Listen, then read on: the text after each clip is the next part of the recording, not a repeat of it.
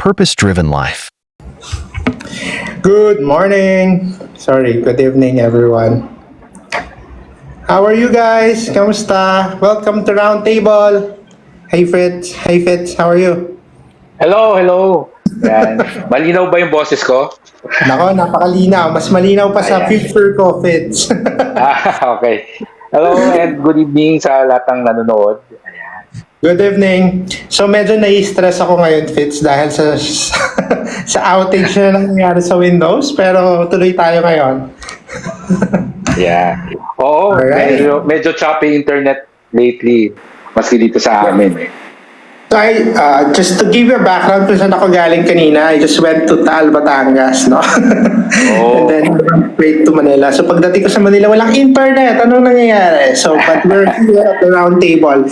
Good evening, everyone. Good evening. All right, so we have 21 viewers as of the moment. And again, welcome to the round table. Alam namin na miss nyo kami. This is the first episode that we're gonna do for the month of July. All right. So welcome, shoutout natin dyan sa baba, si Vincent, si Tutut, how are you? Si Adi, Kenya Ivan, yan. Si You Will Die, Sarang Saran Chronic, and the others. All right. So share, tap tayo, then share our live. Atheist, how are you? So, alright. So, let's start this evening. Okay, Fitz. So, ready ka na ba? Yeah. Okay. Game. So, our topic for today is the humanist edition of the purpose-driven life. And our guest speaker is Fitz Villafuerte, the founder of Ready to Be Rich and the author of that same book, right? Ready to Be Rich. And Yeah. he's one of the top 12 financial planners in the Philippines. So, expert siya pagdating sa buhay pinansyal, and he is a very proud stoic, a very proud nihilist, and also a very proud humanist. So Fitz, without further ado, can you introduce and give your intro to our audience? Yeah. Hello everyone. Good evening. Ako nga pala si Fitz Villafuerte, and ang profession ko talaga is a registered financial planner. So, ano ba yung registered financial planner? I always compare it to a doctor. Kapag masama yung pakiramdam mo, you go to a doctor for a medical consultation. Pag ang may sakit ay yung bulsa mo, masama yung pakiramdam ng wallet mo, then sa isang registered financial planner ka, dapat financial consultation. Ang difference namin sa mas popular siguro ng mga financial advisors is wala kasi kaming produkto. So, katulad sa doktor, pupunta ka, magbabayad ka for the consultation, bibigyan ka ng reseta, tapos bahala ka na kung saan ka bibili ng gamot. Sa amin, ganun din. Ilalapit mo yung problema mo sa pera, bibigyan ka namin ng financial plan, kaya siya financial planner. Tapos, based sa reseta namin sa'yo, ikaw na bahala kung saan ka kukuha ng mga produkto na i-recommend namin. For example, kailangan mo ng kailangan mo ng insurance sa ganito yung coverage, kailangan mo mag-invest sa ganitong klaseng mutual fund. It's your decision kung saang insurance company ka kukuha ng policy or saang mutual fund company ka mag-open ng account. So, basically, that's what I do. Aside from being a content creator, because that's now my advocacy, which fortunately is also a source of income because I am an advocate of financial literacy. So, nagtuturo tayo kung paano how can we better manage our personal finance. And not a lot of people actually know that I'm a humanist, which is, I would say, a less known term for being an atheist. I think mas acceptable yon, especially that my advocacy is financial literacy. So, syempre, gusto natin lahat, natuturuan natin. Mm-hmm. And I just tell people I'm a humanist. But, that's basically what I do. And I'm happy to be invited here. First time natin magkwentuhan, Mac, di ba? Puro message lang tayo, tsaka comment online. But yung talagang kwentuhan, first time natin. So, yun. I've met Fitz maybe 2017, 2018 in one of the forum that he led sa company namin before. And we naging Facebook friends kami, message lang kami. And I found out na humanist siya because of a common friend that we have, si Marisa, si Miss M. Yeah. So, actually, yung question ko sa'yo, the very first question that I would like to ask to you, how does it feel to be a humanist financial planner in the midst of, of religious financial planners or financial advisors? Diba? We have, the Brother Bo, Jinky Yes, diba? Catholic tapos born again. And how does it feel to be a humanist in the midst of them? I would say it's interesting. It's not really challenging because when you're talking about money, the topic of spirituality and religion rarely comes up. Ang nagiging struggle ko lang minsan, may client pagpapakonsult, tapos talagang very tight yung budget. And I will notice, for example, 10% of their income goes to paying their tithes, no? Sa church. Siyempre, deep inside, para sa akin, parang sayang yung 10%. That could have been extra budget for you to make ends meet, no? Kasi kinakapos sa necessities, they have to take out a loan, but here's the 10% just simply going to the church.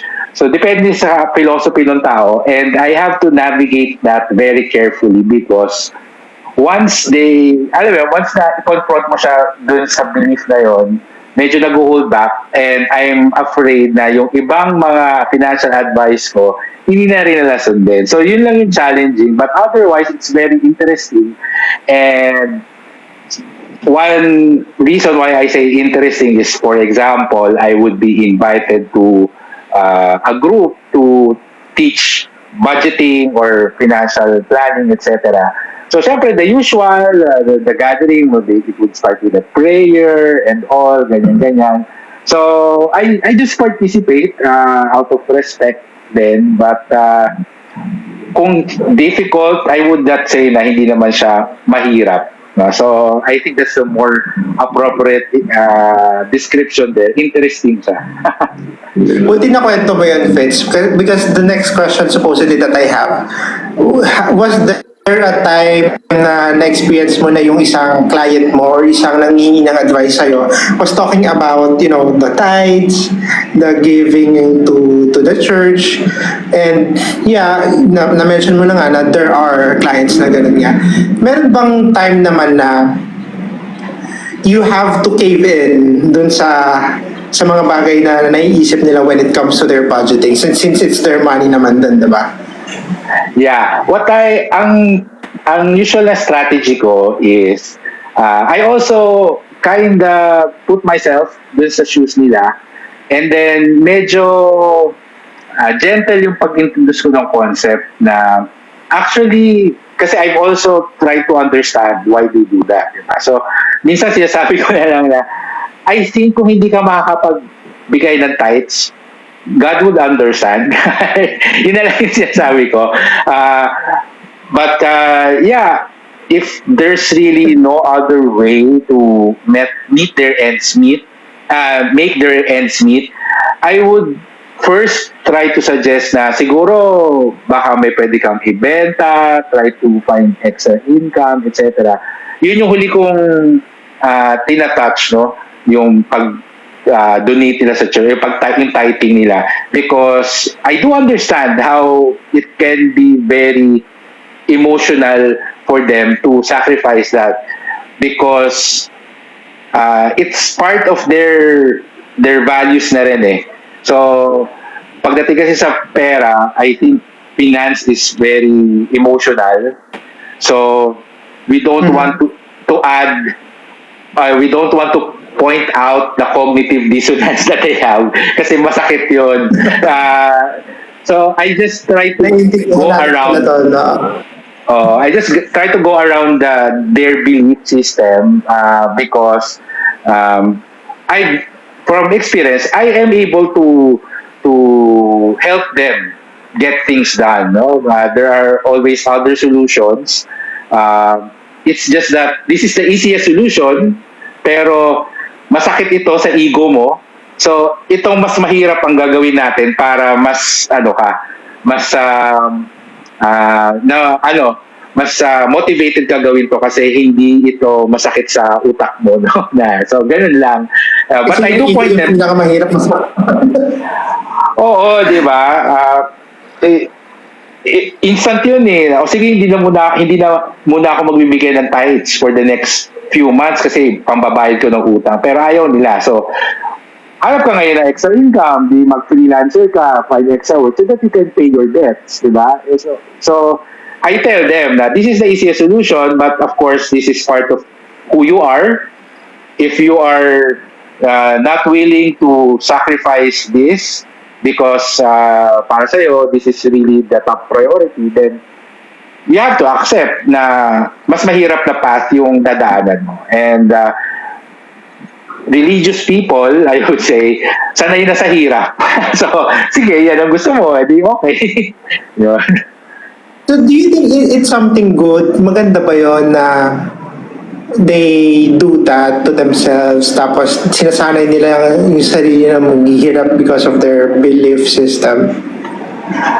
I guess at the end of the day, I would recommend people do the things that will make them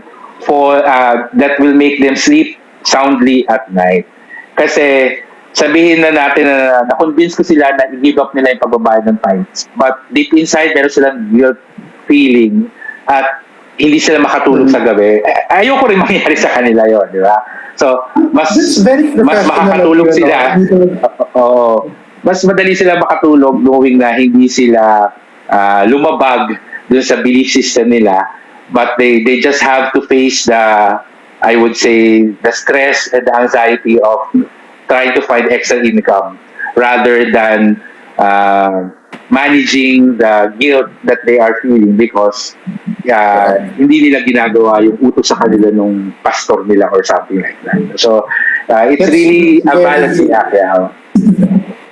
I mean, I'm very proud of you as a humanist kasi you don't push your beliefs kahit dun sa mga tao nagtatanong na sa'yo kung ano yung mga dapat nilang gawin, which is already a consent what you can actually tell them right to their faces, diba? So, sabi ni Spinach, ang mahal naman ng tulog na yun, 10% ng income nila. Kaya ako, I'm actually thankful sa mga friends ko. Actually, among our friends, among sa closest group of friends ko, dalawa lang kami doon na yung isa agnostic atheist, no? So dalawa kami. So kaming dalawa yung laging nagkukwentuhan.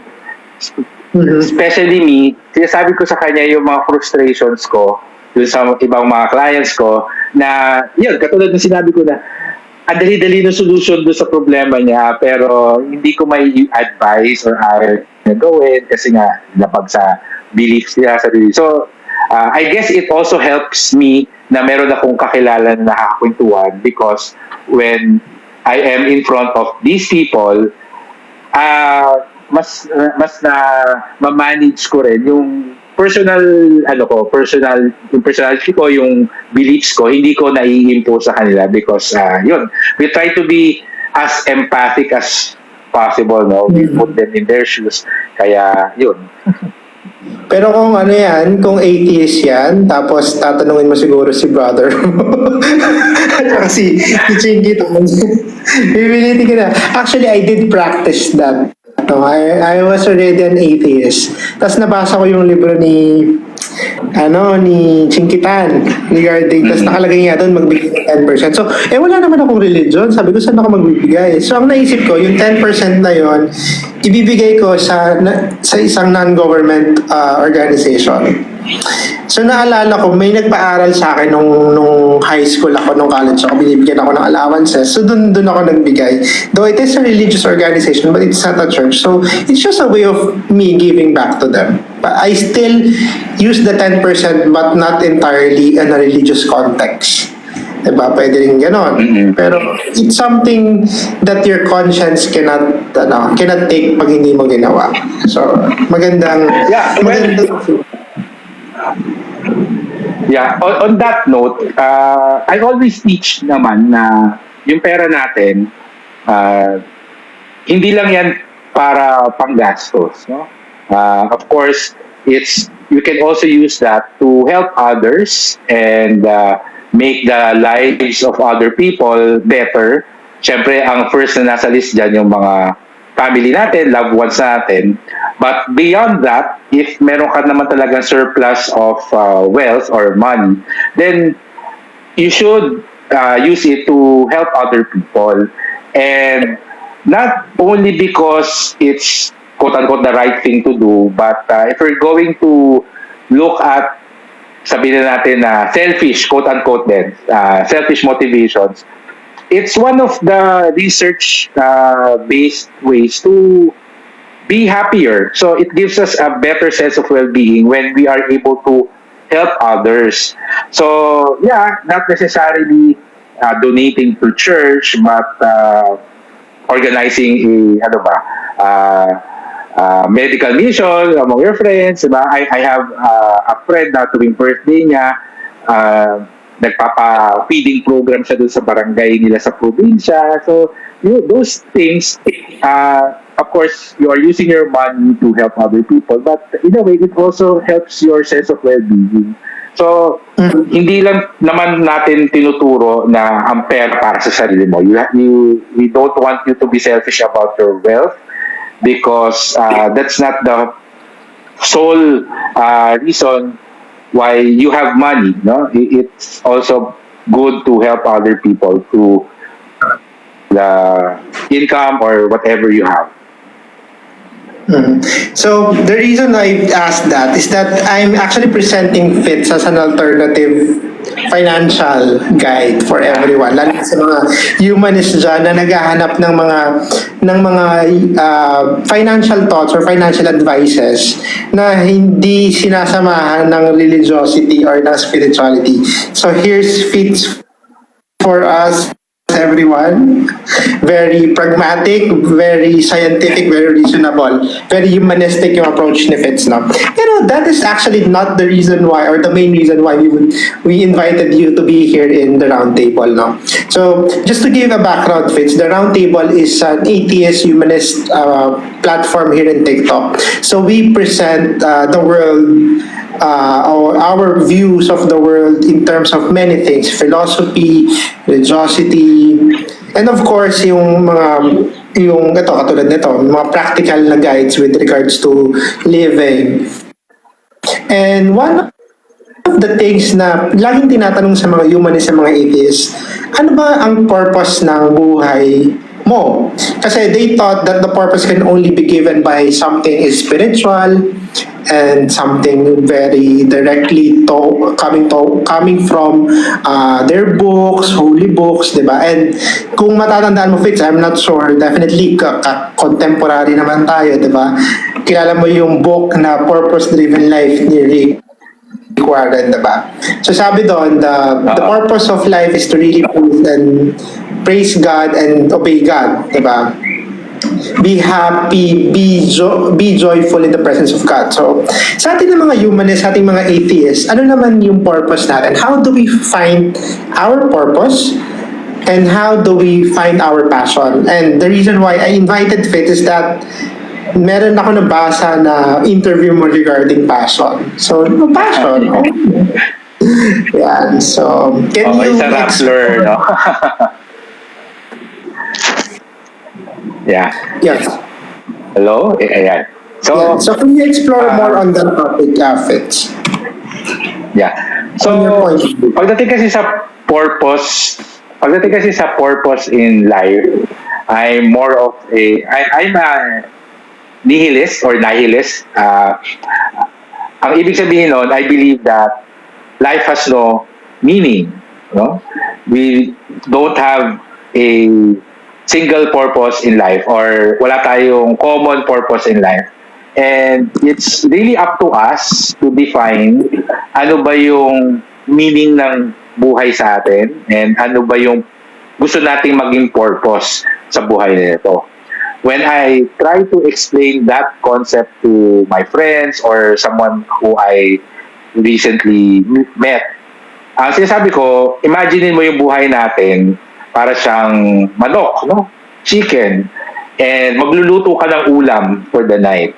So, kanya-kanya tayo. May iba gusto gumawa ng fried chicken, yung iba gusto magtinola. And para sa akin, ganun yung life. It's up to you to decide what you want to do with it. Ngayon, for example, ako, ang pinili ko ay gawin siyang tinola. Then, yun na yung purpose ko, to cook the best tinola that I will be proud of. Kasi yun yung purpose na pinili ko. But a friend na pumili na gawing fried chicken, hindi ko siya i-judge na, ay, gusto niya fried chicken, edi, sige. But I will be excited na, sige, I will look forward na matikman ko yung niluto mong fried chicken. So, hindi siya katulad ng kapag yung, I would say sa mga religious people na sabi nila na ang purpose natin is to praise God and to follow to His footsteps. It's like lahat tayo may manok, ang pwede lang nating lutuin dyan ay adobo. So pagalingan tayo gumawa ng adobo. Kailangan masunod natin itong recipe ng adobo na binigay sa atin ng Diyos. No? So ito dapat. So para sa akin, hindi ganun yung philosophy ko. It's up to us to find purpose and the meaning based on what we feel will, alam mo, give us a sense of pride in the life that we lead and kung ano yung magpapasaya sa atin in a simple terms. So yun yung that's how I see purpose and passion pagdating sa pang-araw-araw na ginagawa natin. It's just asking myself na, masaya ba ako dito sa ginagawa ko? Will I be proud to tell people na ito yung ginagawa ko? Kasi kung hindi, then probably I'm doing the wrong things. Kapag yung gusto kong gawin ay ikakahiya ko or ginagawa ko tong bagay na to kasi gusto ko lang na maging maganda yung tingin ng ibang tao sa akin. Alam mo yun, I'm just doing it for the image. Then, again, you're doing it the wrong way. Dapat, you have to dig deep inside you na ito talaga yung nararamdaman ko na magpapasaya sa akin, hindi ko ikakahiya. And, of course, most important of all, wala tayong tinitake advantage sa ibang tao. So, yun ang basically philosophy ko pagdating sa purpose and finding your passion in life. So, do whatever that would make you happy, parang gano'n. Oo. Tama. So parang for example mo kanina, pag yung sinabi ng isang book, ang uulamin nyo lang adobo, kanya-kanya, as long as it's adobo, kanya-kanya kayong version. Parang gano'n. Pero dapat adobo pa rin lahat yan. Pero sa point of view ng isang Fitz Villaferte, pwede kang gumawa ng kahit anong gusto mo as long as it will make you happy tapos hindi ka makakasakit sa ibang tao. Yes. That's right. Yeah. Oh. How do you find naman that kind of purpose? Di ba? Okay, nasabi na natin na yun yung point of view natin ng purpose at passion, no? Paano naman siya nakikita o paano siya nahahanap? Una-una, I believe na hindi lang isa ang purpose natin sa buhay at hindi lang isa ang passion natin. So, pwede tayo magkaroon ng eras, no? Parang Taylor Swift lang, no? Itong next 10 years ko, ito yung ano ko, ito yung purpose ko, no? Or ito yung nararamdaman ko na dapat ginagawa ko. And you don't need to be afraid kung parang nawawalan ka na ng gana dun sa ginagawa mo, naghahanap ka ng bago. That's perfectly normal, and okay lang yun na, kunwari, ngayon, chef ka, or kunwari, ako ngayon, financial planner. In 5-10 years time, bigla akong mag-shift towards, pagiging chef. Bigla akong magtayo ng restaurant at lumipat sa food yung passion ko. That's perfectly normal. And I believe na the only way to find itong mga passions and yung mga purposes natin sa buhay is to be curious. So, you have to have a growth mindset.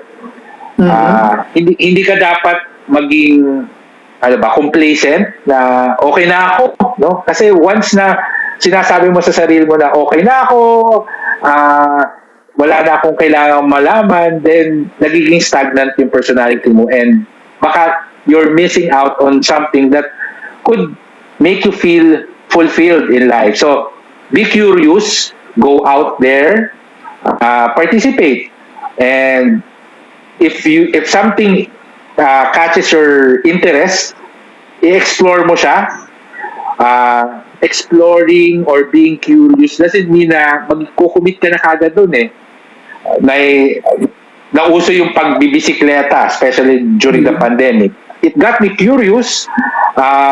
Sinubukan ko siya, but after around 3-4 months, sabi ko, parang hindi to para sa akin. So, no regrets. I was able to experience it. I was able to actually meet a few friends, and masaya ako dun. So, ganun lang. You have to be curious, try new things. Huwag mo ilimit yung sarili mo dun sa alam mo na, and be open-minded, and try to have a growth mindset. Be always willing to learn new things. Kasi ang daming information out there, hindi natin malalaman lahat, but at least, di ba, whatever comes our way, hindi rin natin siya ini-ignore. So, pansinin natin yung mga opportunities to learn na nasa paligid natin. Kasi sometimes, baka nandun pala yung hinahanap mo na in the future magiging next passion mo or next purpose mo in life. So, next question ko naman, Fitz, was there a time that you have experienced that you felt lost? Was there a time that you feel that everything is blurry for you? How did you face this problem, and what happened? Yes, I would say there was a time na quarter life crisis yung usual na naging description ko niyan for myself, na hindi ko alam ano bang gagawin ko kasi okay naman ako pero walang self-fulfillment. So, ang ginawa ko noon, syempre, you have to observe first para sa akin, no? Yun yung nag-decision ka. Baka naman na-burnout lang ako. Siyempre yung mga low-hanging fruit muna yung iti-test natin. So baka nasi-stress lang ako sa work, baka kailangan ko lang magbakasyon. So I took a vacation. Pagbalik ko, parang hindi pa rin. Baka signs of burnout, and also research ako about burnout. Parang hindi naman, kasi hindi naman talaga a lot of the symptoms of burning out wala. So nung nakita ko na wala talagang external factors that is making me feel that way, then that's when I started going inside me. So internal na yung analysis ko, internal na yung pagmumuni-muni ko na unang-una, masaya ba ako doon sa ginagawa ko? If I had the money, kung wala akong limitations pagdating sa pera, ito pa rin ba yung gagawin ko? It's basically asking a lot of questions and having the courage and the honesty to answer them. Doon mo madidiscover kung ano ba dapat yung ginagawa mo or ano ba dapat yung next na gagawin mo. Ang nangyari sa akin noon, siguro after 2 years, no? That's when I decided na ito na siguro muna yung i-explore ko na path. And during that time, I am specifically talking about yung pagre-resign ko sa work, no? na na-realize ko na hindi talaga ako meant for a corporate job. Siguro, yun nga, na mindset tayo sa school na magtatrabaho. But I guess my personality is not really cut out for the corporate world. And wala kasi sa family namin na entrepreneur. So it's really an unknown step for me. Wala akong makakausap kung paano ba maging negosyante and all. But deep inside me, when I went, yung sa yung mga iniisip ko gabi-gabi, doon ako tinatawag So sabi ko, sige, i-try na natin. Because one thing that I've learned is yung decisions natin sa buhay, usually, tatlong bagay yan, no? Tatlo. This lesson has also been given by other authors, but na-realize ko siya dati, pero hindi ko siya ma-verbalize, not until nabasa ko siya, nakalimutan ko na kung saan ko nabasa, pero online ko lang din nabasa yun. Yung unang desisyon sa buhay, ito yung parang nagka-try ka ng sombrero. So, pag-try ka, pag hindi mo gusto, madali tanggalin. No?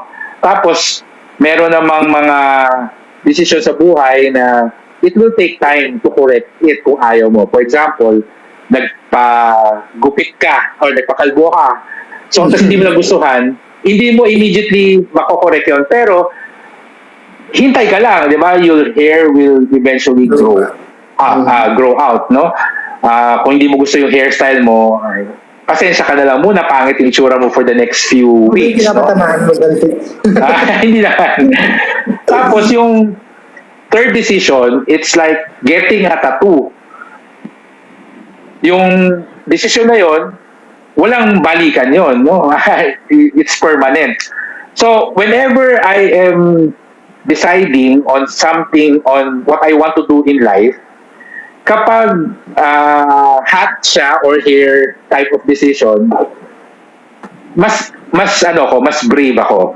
So, dun sa point na mag-resign ako from work to pursue entrepreneurship, it was a hair, para sa buhok na decision. Pag hindi ko sila gustuhan, nagkamali ako, it's not the end of the world. I still have my skills, I would say my degree, my work experience, and it will just take time for me to go back to the corporate world. And yun yung nag-push sa akin noon sige, try na natin to. Kasi baka I'm missing out on something na magugustuhan ko. And buti na lang, ginawa ko siya kasi when I became an entrepreneur, doon ko nasabi actually talagang na-realize ko na ito yung gusto kong buhay, no? Ito yung pagiging negosyante. And I ran away with it. So, yeah, whenever someone feels lost and confused, especially sa mga nakakausap ko, kasi marami yung mga nagpapakonsult sa akin ng mga young urban professionals who are going through quarter life crisis. Sinasabi ko sa kanila na first look externally, baka naman may external cause yung nararamdaman mo, pero kung wala, then go inside. Baka you need something to change with what you're doing, with what you believe you should be doing. And if there's something that you want to try,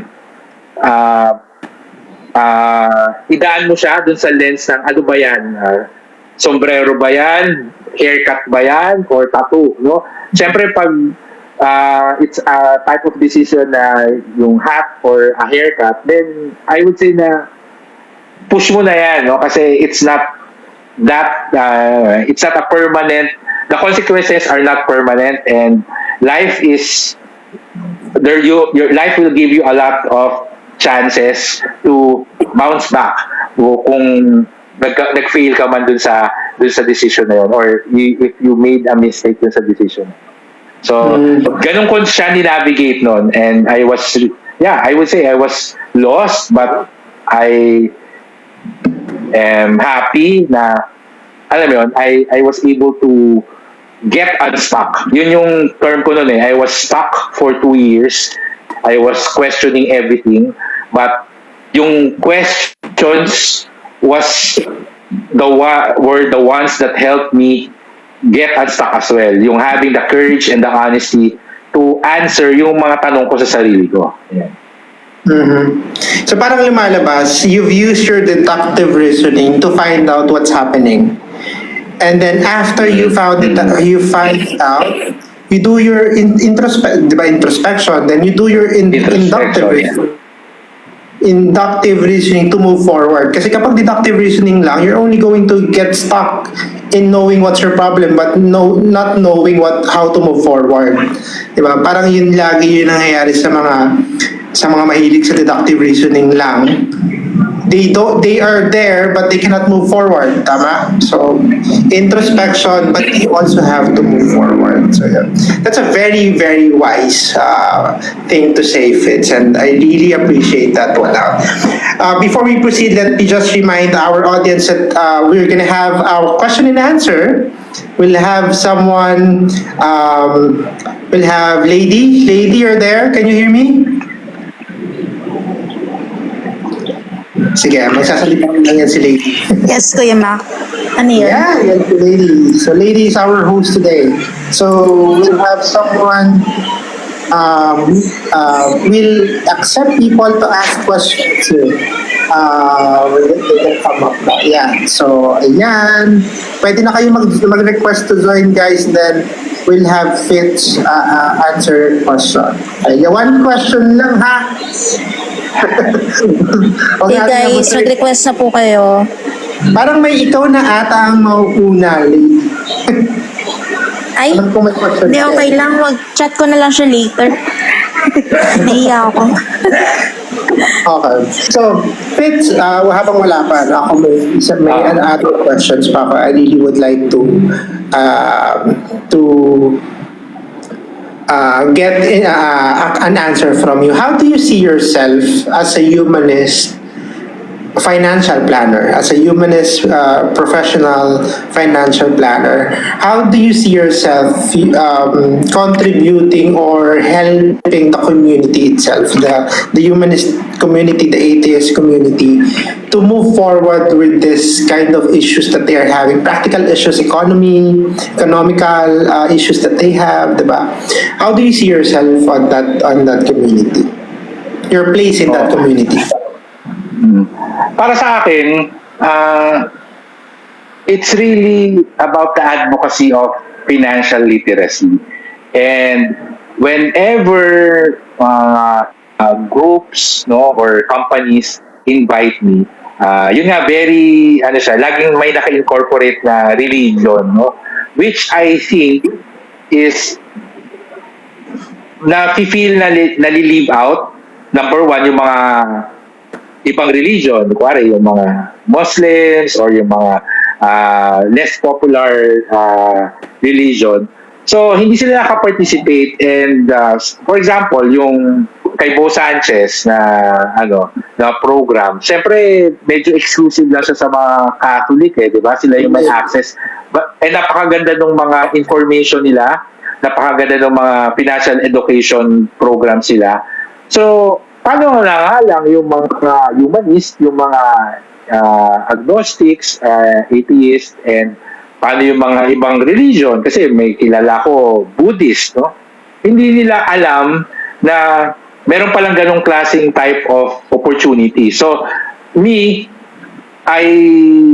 what I do is I try to spread yung mga natututunan ko sa iba't ibang grupo, not just dun sa sa mga Catholic or Christian mga groups, dun sa mga iba na kailangan. And para sa akin, yun yung naging advocacy ko na, basically financial literacy for everyone regardless of your belief system or who you are, but especially yung mga humanist, and because mas madali actually sila kausapin dahil nga wala na yung religious part na kailangan i-navigate on my part. And yeah, so I guess that's what that's my current purpose na nakikita ko na gusto kong pinupursue. Speaking of mga Buddhist, andyan si September, isa siyang Buddhist. Ayan. Si September Sun Moon. Okay. So yun, may nakalimutan ako bigla. Brain fart lang, pero ayan. So ayan, so Fertens, ang ating kapatid na si Indominus Rex. Go ahead, Indominus Rex. Hi sir, good evening po. Tatanong ko lang, ano po kaya yung pinaka-digestible na advice niyo sa amin? Kasi parang, di ba ang hirap i-balance ng financial literacy tapos yung self-actualization na minsan hindi natin alam kung over-budget na ba yung self-care natin o yung pag-heal natin ng inner child.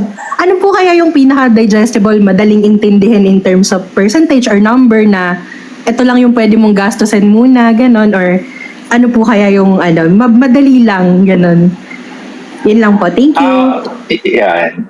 Sige. Thank you sa question mo. Actually, pag tinatanong ako kung paano ba mag-ipon, ang sinasabi ko sa kanila, mag-ipon ka ng piso per day. No? Meron akong parang 1 peso challenge. Bakit piso per day? Di ba 30 pesos per month lang yon? Saan makakarating? Marami kasi, ang focus nila is the amount. And what I say is, personal finance kasi, it's about learning good financial habits. And ang kailangan mong matutunan ay yung habit of saving. Kapag nag-iipon ka ng piso araw-araw, napaka-low, alam mo yun, sobrang dali nun, no? Low failure rate yun. Piso lang eh. Once na masanay ka, na nagtatabi ka ng piso araw-araw, ang next step mo lang doon is itataas mo, gawin mo 5 piso na or kahit na 2 piso. Kung feeling mo napakasili nung araw-araw, you can also modify it. Pwedeng 10 pesos per week or hanggang sa siguro pwede per sweldo, 100 pesos per sweldo. Kasi once na maging habit mo na siya, then pwede mo na siyang itaas. Ngayon, paano ka ngayon mamimili kung travel or ipon? Usually, yung example na sinasabi ko. Kung mapapansin mo, yung gastos natin, lagi siyang pumapasok kung magkano yung pera na available sa atin. No? Kapag piazza de peligro, for some reason, napagkakasya natin yung natitirang pera, di ba? Hanggang sa dumating yung next sa sweldo. So, ganun din yon. Kung uunahin natin yung mag-save, kahit na maliit lang yan, tapos kung ano yung matira, yun na yung gagastusin mo, guilt-free kahit na maubos lahat doon kasi nag-save ka na sa umpisa, then that's the first step. Tapos, ikaw na lang yung bahala mag-increase nung sinisave mo every payday para ang iisipin mo ngayon dito na pag-ipon ka, yung gusto mong gawin ngayon, pwede mo pa rin siyang gawin later on. So, delayed gratification.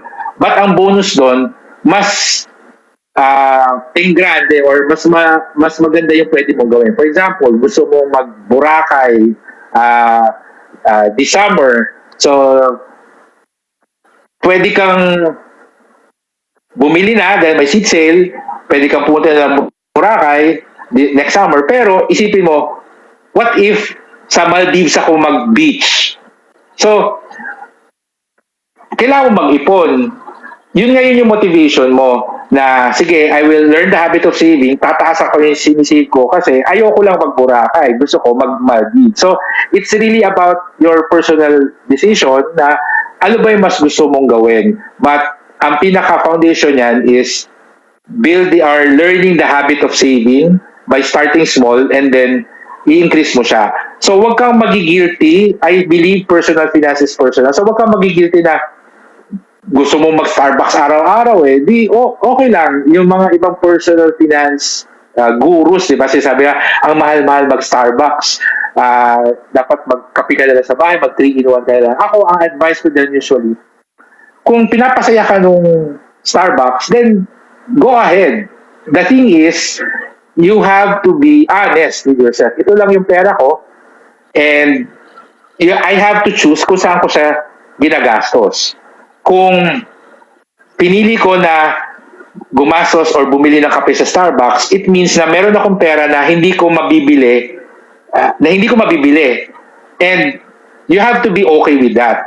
So, may kilala ko, everyday nagsa-Starbucks, pero pag tinanong mo siya kung kailan siya huling bumili ng bagong damit or bumili ng bagong sapatos, sinasabi nila every 2 years lang daw siya bumibili ng bagong damit. Hanggat hindi sira yung rubber shoes niya, hindi siya bibili ng bago. So, accepted niya sa sarili niya kung ano yung sinasacrifice niya because ito yung gusto ko. So, it's really about being happy of where your money goes, but syempre, we have to prepare for the future and eventually magsasawa tayo dun sa ginagawa natin regularly. We would want to have bigger things or better things, and the only way to achieve that is to save and invest our money. So, start small, scale it up pag nasa yun na yung habit, and then be more concrete or intentional dun sa mga goals mo para mas may motivation ka na lagyan yung savings mo. But don't ever feel guilty na ito yung gusto kong pinagkakagastosan ko ng pera eh. So, it's you. No? So, that's my advice. Salamat po, sir. Thank you so much. Thank you. Thank you po.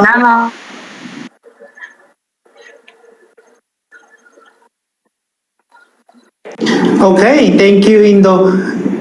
Lady pa, laki naman nung banner natin. Ayan. Para maraming slot ang lumabas dito sa gilid. So Vincent, Reverend Vincent, si Rev. May question ka? Hi, Pasto. Hi, Sir Fitz. Hello. Yeah. Oh, sir, what do you think is a good investment venture that usually takes care of itself? Nag-invest na kasi ako sa sa agricultural ventures, but it didn't bode well for me because hindi ko kayang i-hands-on since I'm in the province. What can you recommend? Talagang passive investing, I would recommend yung mga mutual funds tsaka unit investment trust funds because you have fund managers who will take care of it. So, just go to your bank, ask about their unit investment trust funds or their mutual funds and invest there passively. Ang importante sa pag-i-invest, yung frequency, yung consistency. It's not really the amount So, a lot of investments, mga unit investment trust funds and mutual funds, you can start with as low as 1,000 pesos. So, yung isa-isang libo mo every month, that will compound through the years and that will have significant returns after 5, 6, 10 years, no? So, yun yung pinaka-passive. Kasi ako rin, because I have several businesses that I manage, ang priority ko rin talaga maglagay sa mutual funds and unit investment trust funds. But if I want to be more active, then yeah, you invest probably in the stock market kasi yun medyo may monitoring. Admittedly, mas mataas yung pwede mong return sa stock market pero may kapalit na oras yun So, if you really don't have time, especially sa mga OFWs na nakakausap ko, dalawa lang yan Pag-ibig MP2 or mutual fund. So, yun yung practical na may advice ko. Kung wala ka pang Pag-ibig MP2, prioritize mo yon kasi yun yung pinakamaganda yung returns for the past 10 years. But yung mga mutual funds, they are stable enough na it will give you acceptable returns. Yeah. Thank you, sir. Thank you. Thank you, Rev. May question si Morningstar sa baba. Sino ang mga fake financial advisor sa TikTok para maiwas?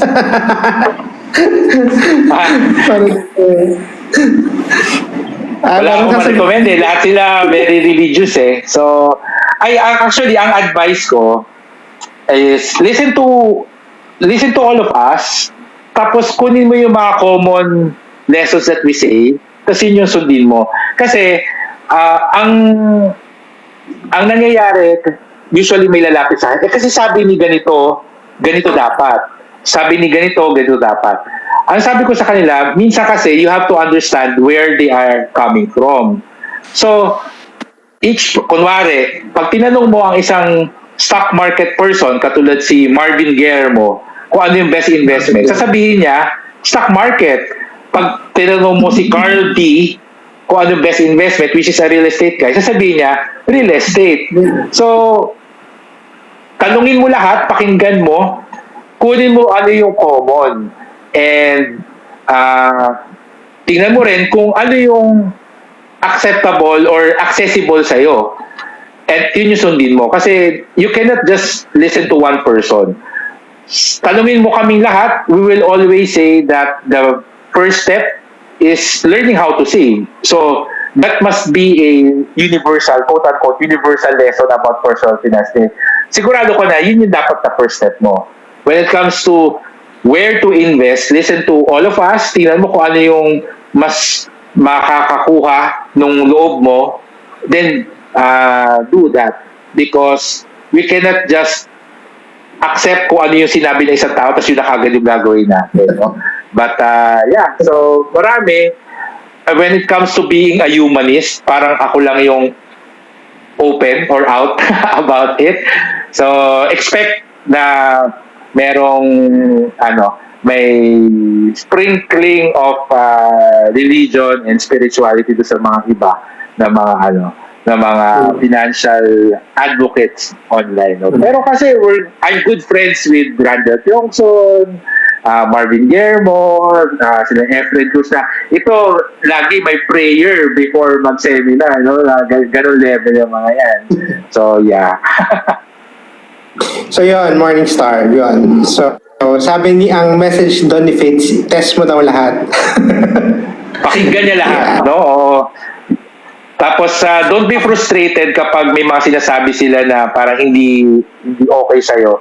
Okay lang yun, palipasin mo na lang. Kasi ang importante, kunin mo yung lesson na magre-resonate sa'yo. Tapos, sundin mo kung ano yung madalas mong marinig sa lahat. So, yun. Okay. So let's have Spinach. Spinach, my friend. Go ahead. May tanong lang po ako saglit. Kasi ano po masasabi nyo, kunyari kung mga age 36 na gano'n, pwede ba bang mag-try mag-business gano'n? Kasi may friend ako, yun, mga kaidara ko, mga 36 plus, nag-try siya mag-business, okay naman. Ako kinakabahan ako kasi lagi naman ako empleyado most of my life. Parang gusto kong mag-try ng mag-business sa age 36. Sa tingin ba okay pa kaya yun? Definitely okay pa kasi si Colonel Sanders na founder ng Kentucky Fried Chicken, 67 years old siya, nagsimula mag-restaurant. Basta senior citizen na siya. So definitely pwede pa. Actually, bata pa yung 37. Ang madalas na mistake na nakikita ko sa mga nagnenegosyo, hindi gumagawa ng business plan. So, sa tingin ko, yun yung first na gagawin mo. Kung ano yung gusto mong gawing negosyo, gumawa ka ng business plan, meaning isulat mo sino ba yung gusto mo maging customers, saan mo siya balak buksan, ano yung mga produktong ibebenta mo, magkano, sino yung supplier mo. Kailangan mapatakbo mo yung negosyo on paper. As in, may Excel ka, may Word document ka, naka-describe na doon lahat ng gagawin mo before ka magsimula. Kasi, habang sinusulat mo yung business plan mo, doon mo na-realize yung mga lahat ng kailangan mong gawin and mako-cover mo or may iwasan mo yung mga common mistakes. For example, meron akong kakilala, talagang sige-sige, hindi siya gumawa ng business plan. Gusto niya kasi magtinda ng homemade na sabon. So natuto siya kung paano gumawa ng sabon, homemade na sabon, gumawa siya ng packaging, sobrang excited niya, nag-start siya magbenta. Ay yung pala, kailangan mo ng BFAD license, di ba? May mga license ka pa pag nagbebenta ka ng sabon or gamot or pagkain. And pagdating sa BFAD, nung process, mahaba yung process and yung approval, nawalan siya ng gana kasi ang tagal nainis na siya sa sarili niya, hindi niya na tinuloy. Maganda sana yung idea. So kung gumawa muna siya ng business plan, doon niya ma-realize na ito pala lahat ng kailangan kong gawin. So before pa man ako magsimula, alam ko na yung tatahakin ko na landas, and kung acceptable sa akin yon, mas mataas yung chances of success. So ang tip ko sa'yo is do your business plan first. Wag mo muna isipin yung kapital, wag mo muna isipin kung saan ba or wherever. Isipin mo muna kung ano yung business idea mo, tapos gumawa ka ng plano, tapos doon ka mag-decide kung masaya ka, yung tipong hindi ka mapakali kasi gusto mong tapusin yung business plan mo at gusto mo na siyang simulan. That's a good sign na dapat mong gawin yung negosyo na yun. Kasi by the time na magsimula kang mag-take na action, sobrang dami mo nang alam dun sa business sa plano mo kasi na-research mo na, nakapag-market research ka na, up to the point na alam mo na yung supplier mo and pricing mo. So, very high chance of success if you can take the time to write a business plan. So, yun yung tip ko sa'yo, Spinach. And exciting yan. Well, syempre biased ako dahil negosyante ako. But doon ko nahanap yung self-fulfillment ko sa pagtatayo ng negosyo. So, hopefully, ikaw din, maging masayang journey siya para sa'yo. So, para po magkaroon ka ng confidence, tsaka yung mawala yung takot mo sa possibility ng pagkalugi, ang importante, unahin mo yung business plan. Tama ho? Oo, business plan muna. Para alam mo na kung ano yung, may listahan ka na kung ano yung mga dapat mong gawin. Hindi yung one step at a time iniisip mo, ano na yung next, ano na yung next. Kasi, pag inimagine mo kung paano patakbuhin yung negosyo on paper, doon ma-realize okay, ito yung produkto ko, saan ko bibilhin to? So, mag-research ka na, sino ba yung pwede supplier? Tapos, okay, tatayo ko yung tindahan. Sino tatao? Ako lang ba yung magbabantay?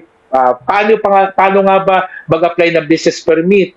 Paano yung taxes? So, lahat yun maiisip mo na, tapos isinusulat mo siya lahat para hindi siya magulo sa isip mo. Tapos, ma-organize mo siya. So, by the time na magsisimula ka na, meron ka ng guide meron ka ng mapa, meron kang listahan ng 1 to 300 steps na gagawin mo. So, hindi ka mawawala. So, mas mataas yung confidence mo kasi alam mo na yung gagawin mo, hindi yung one step at a time na iniisip mo. Nakakatakot yun. Maski ako natatakot pag gano'n, no? Never ko na rin siyang ginawa. Dahil ginawa ko na siya minsan, both businesses na ginawa kong gano'n, na basta-basta lang, nag-fail. Pero yung ginawa ko ng business plan, yun yung tumagal, no? And a couple of them still running right now. So yun talaga yung best step. Yun. Marami yun, So- huling hirit na lang to, pwede huling hirit. Sige, go ahead. Sabi ko, isa lang, Spinach. Paano po yung yung parang nagdi-discourage siya yung mag-business? Kasi ako rin yung friend ko yung bago siya mag-business, di-discourage ko rin siya kasi syempre okay naman yung trabaho namin tapos may edad na rin siya. Ako naman, bala ko mag-business, ako naman yung dinidiscourage ng ibang friend, gano'n, o family, gano'n. Paano niyo po i-handle yung gano'n kung na-experience niyo yun? Oo. Unang-una kasi, yung sinasabi nila, it's coming from their perspective. So, sinasabi nila na mahirap yan kasi ini-imagine nila na pag yun yung gagawin nila, mahihirapan sila. So, syempre, sila, yung skills nila, yung knowledge nila, iba naman dun sa skills and knowledge mo. So, una-una, intindihin mo na lang na huwag kang magagalit or maiinis kasi yun yung they're speaking from their perspective. Pangalawa, pakinggan mo ano yung sinasabi nila kasi baka mamaya it can help you make your business plan better. Example, magtitinda ka ng kandila. For example, scented candles. So, may nagsabi sa iyo kaibigan mo na, bakit ka magbibenta ng scented candles? Hindi na uso yan. Sino bang bumibili ng scented candles? May kilala ka ba? Etc. Ano yun light bulb moment sa yun? Oo nga, no? Sino bang mga kilala ko na bumibili ng scented candles? Nasaan ba sila? Bakit ko ba siya gusto? Alam mo yun, you can use yung sinasabi nila as guide to make your business plan better. Pero pag sinabi nila sa'yo na, pagka magtitinda ng scented candles, hindi ka naman marunong magnegosyo, balak mo mag-business, hindi ka nga magaling sa math. So, yun, it's just their opinion about you. You know yourself. And pagdating sa pagnenegosyo, one thing I've learned is, pag meron kang hindi alam gawin, you can always hire someone to do it. So, katulad ko, wala akong alam sa taxation, nag-hire ako na accountant. So, ganun lang siya. Wala akong alam sa graphic design. So, meron akong friend na graphic designer, binayaran ko na lang siya, o gawin mo naman yung business card ko, yung logo ng business, etc. So, you can always hire someone. So, listen to them. If they're saying something na opinion nila about you, I would say na don't listen to that because they're speaking from their limiting beliefs or yung perspective nila. But if they're saying something about the business, pakinggan mo and then consider na paano ko to maayos. If ever na ituloy ko tong negosyo na to, paano ko maiiwasan itong mistake na sinasabi nila. So, ganun lang yung approach. Hindi natin makokontrol yung opinion at yung mga sasabihin ng mga kaibigan natin. But ang makokontrol natin dyan is kung paano natin gagamitin yung sinasabi nila para magawa yung mga goals natin, yung mga gusto natin gawin. So, yun yung sagot ko sa iyo, Spinach. Thank you. Maraming salamat po. Napakagaling ng expression niyo ngayon, ha? Napaka-transparent yung mag-advise. Salamat po. First Thank you. time ko nga rin actually narinig yun. Usually kapag ganyan ang sinasagot is huwag niyo pansinin yan. Ano yan, tawag dito. Huwag mong pansinin yung mga negative vibes na yan. Pero una ko narinig yan kay John Calub. Huwag niyo pansinin yung mga limiting beliefs. Get out of the people. Pero tama yung sinabi ni Fitz, no, na bigla ko naalala si Jack Canfield. You have to be an inverse paranoid. Paranoid ka pero you use that being you paranoid to improve your things, to improve yourself. Parang gano'n siya. Yan. Go ahead, September. Hi, hello po, Sir Fitz. Good evening. Hello. Yes po, I'm a Buddhist. I have a question po. Parang I am a bit conflicted lang po yung sa approach ng business financing. Ako po kasi hindi ako umuutang and I managed to grow my business naman without it. Pero yung mga colleagues ko, they told me na I have to be strategic yung pag-accelerate ng business ko and kailangan ko daw umutang. So concerned ako doon sa potential risk nga nung utang. Do I really need it ba? Kasi sabi nga nila, I have my savings naman pero I don't want to use it for expansion. Okay naman yung business ngayon but parang sabi nila nakukulangan sila. What's your take about dun sa pag-uutang sa business? Actually, yung mga Muslims din, bawal din sa kanila yung utang. So, what I usually advise sa kanila, especially sa business, find investors. So, instead na uutang ka, hanap ka ng investor. Siyempre, mawawala yung option mo ng applying for a business loan. Probably, you'll approach mga kaibigan mo or someone na mag-i-invest. So, by being an investor, they become part owner of the business. So, wala ka technically utang sa kanila. Ngayon, para safe ka din, quote-unquote, safe ka din, kasi syempre baby mo yan, meron tinatawag na investor's cliff.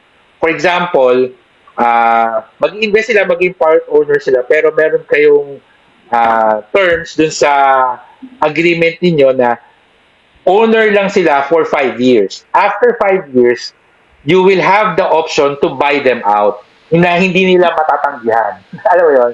Kung kaya mo nang i-buy out yung worth ng shares nila after 5 years, you can do it. So, after 5 years, if the business grew, magiging 100% owner ka ulit. So, ganun yung terms na pwede mong ilatag sa kanila. So, yeah, so Parang- technically, hindi ka umutang, di ba?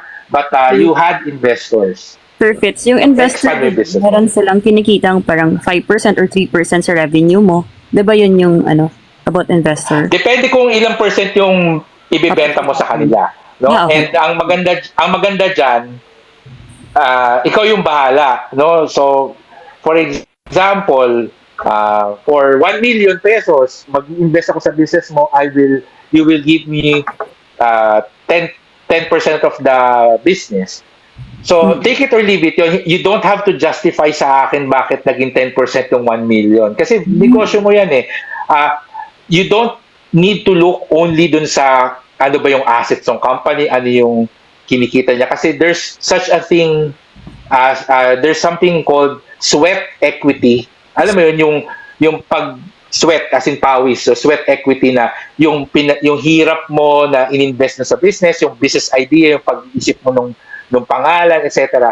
Lahat yun may value. So, pag sinabi mo sa akin na for mag-invest ako sa iyo ng 1 million, you will give me 10%, you don't really have to justify bakit 10%. Yun yung gusto mo ibigay sa akin. So, if I agree, kasi ako, pag-aaralan ko rin yung negosyo mo kung maibabalik ba sa akin yung 1 million ko. No? So, every month or every quarter, usually every quarter yung na-experience ko, 10% of the earnings nakukuha ko as dividends. So, ganun lang siya. So, doon ko mababawi yung investment ko sa'yo. Ngayon, after 5 years, sabihin na natin na yung worth na ng business is 20 million. So, kung gusto mo ko i-buy out, 10% of 20 million, 2 million. 2 million yung ibibigay mo sa akin para isoli ko sa'yo yung 10% mo. So, ganun lang. But that's optional. Kung ayaw mo akong i-buy out, you want me to continue as your partner, 10% owner after 5 years, then i-let go mo na yung option na yon. So, after 5 years, or on the 6th year, ako na ngayon yung magde-decide kung what I want to do with my shares. Pwede ko siyang ibenta sa iba, or pwede kong ibenta sa'yo, pero wala na yung priority mo na bilhin sa akin. So, ganun usually yung ginagawa sa mga tech startups. And some of my businesses, ganun yung naging terms niya. And something that you can also do. Okay. Thank you, Sir Fitz, for sharing. Is it, you also. sorry, let's clarify ko lang. Is it, specifically the stock corporation? Parang ganun ba siya? Oo, stock corporation, mas legal pag gano'n kasi may mga talagang declared shares. Pero sa mga single prop, pwede naman memorandum of agreement lang or memorandum of understanding. Pwede naman yun, that also holds some legal basis din. But pag ganon, you're taking investor, kailangan nyo rin pag-usapan yung cases, kailangan nasa clause din yun na what if mag-away kayo, meron clause doon na times na, magkaroon ng personal conflict and disagreements, ano yung mangyayari? Especially kung yung business partner mo is a close friend mo. So, syempre, kailangan yung may contingency plan. Paano pag mag-away tayo? Di ba? Ano yung mangyayari? Para malinaw. So, these are difficult conversations na you will be happy na pinag-usapan nyo before you enter it rather than it will be an awkward and difficult situation if it happens. So, mas madali siya pag-usapan habang pa kayo, nagsisimula pa lang kayo. So, yan.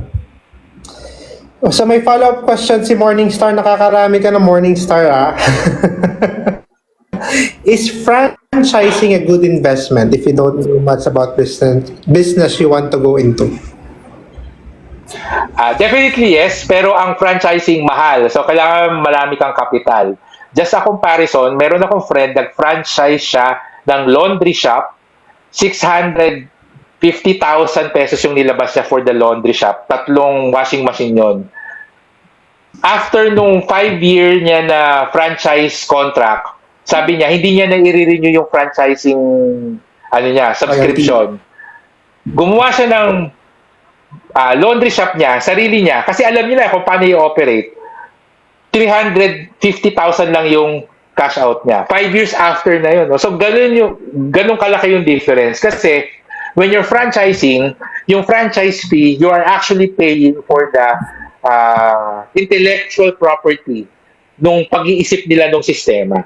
So, definitely recommended for those na talagang walang alam sa negosyo but be ready to shell out a lot of money. Kung wala kang pera at natatakot ka sa negosyo, ang next na suggestion ko is magsimula ka ng smaller or junior version nung gusto mong business. Kunwari, gusto mo ng restaurant. Instead na magtayo ka ng restaurant or karinderya, bakit hindi ka magbenta muna ng ulam sa Facebook? Di ba may mga ganyan, nagbebenta ng mga ulam sa mga kaibigan, sa mga kapitbahay. Ganun lang, ipon ka, you scale up slowly hanggang sa meron ka ng, yung meal planning business na eventually makakita ka ng location, mag-eatery ka hanggang sa ma-expand mo to a restaurant. So, isipin mo, ano ba yung junior or very basic version ng business na gusto mo na gawin na business. Yan. Tsaka advice ko dyan, no? Akala mo talaga may alam ako, huwag ka magpa-franchise ng mga hindi naman kilalang brands. Yes. Oo, totoo. Mas maganda na mag-franchise ng meron ng brand equity, yung tawag nila doon yung sikat na. Merong tinatayo sa before the pandemic, no? Merong food cart. Kasi yung isa kong kapatid, nagtitinda ng RTW sa mall. No? Meron silang pwesto doon. May nilagay na food cart ng Master Siomai. So may magko-franchise ng Master Siomai. Nilagay lang yung cart, hindi pa talaga magsa-start. Pero may mga tao na kaagad na nagtatanong sa kanya, ate, bukas na po ba to? Ay, hindi pa. Ngayon lang yan nilagay. So, yun yung advantage if you franchise a known brand. Kasi hindi ka pa nagsisimula, may nag-aabang na sa'yo. Kaysa kung unknown siomai food cart yun, I'm sure dadaanan lang yun ng mga tao. So, make sure to franchise a brand na kilala na. And ang tip ko dyan, kung magpa-franchise ka, bumisita ka sa branches, sa ibang branches. Okay? Mag-undercover ka. Tingnan mo kung mabenta ba talaga. Alam mo yun? Tapos, interviewin mo yung nagbabantay. Minsan, chichikahin mo eh. Kasi, malalaman mo doon sa nagbabantay kung masaya sila o hindi. Kasi, kung medyo may reklamo sila na, late nga magpasweldo si ma'am, may mga ganyan. So, alam mo na, baka hindi ganun kalakas. Kasi, syempre, yung ibibigay sa'yo nung franchising company, yung best numbers nila na, itong branch namin dito sa Mega Mall, ganito kalaki yung kinikita. But what if ang puntahan mo yung branch nila sa Baclaran, 'di ba? Tingnan mo kung gaano kalakas yung franchise branch nila doon. So you do your own research para sigurado ka dun sa kinukuha mo na franchise business. Okay, thank you, Fitz. So, I think that's the end of our question and answer of the roundtable. So, for your last message to everyone that's listening to you right now, go ahead, Fitz.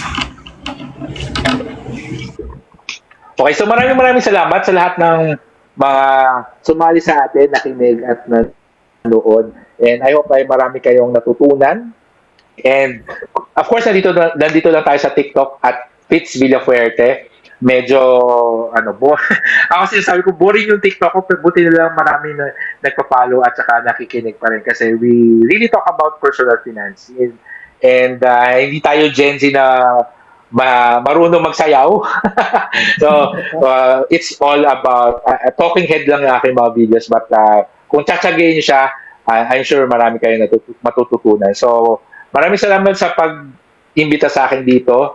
At the end of the day, always remember that personal finance is personal. So, pera nyo yan, decision nyo kung saan nyo siya gagastusin, and make sure na kung saan nyo man siya ilalagay ay yung makakapagbigay sa inyo ng kasiyahan, may sense of purpose, and you're not just spending your money for yourself, but you are being generous about it and helping others and making other people happy as well. So maraming sa pag-iba sa akin dito, and looking forward to talking to everyone dito sa TikTok, and seeing you guys some other time pag may mga speaking engagements tayo. Lapit lang kayo sa akin pag nakikita nyo ako sa labas. Ayan. Yeah. So follow nyo si Fitz. Hindi naman siya suplado, no? Again, thank you so much to our Hindi man. followers, our audience. I hope na marami kayo natutunan for tonight's offering that we have in the round table. And this is not the last that we're going to offer this kind of discussion, that you would learn practical things with regards to many things that we would like to talk about. And this is the very first discussion that we had that's outside the normal things that we talk about at the round table. So Fitz, just to give an idea, this is a debate platform. Most of the time we do debates here, but we invite people who are coming from the cult traumas, mga ganun. And this is the first time that we have invited a very dignified person in the field of financial planning. So thank you so much, Fitz, for your time, and thank you so much for listening, guys. And hasta la vista, baby. Bye-bye. Bye-bye.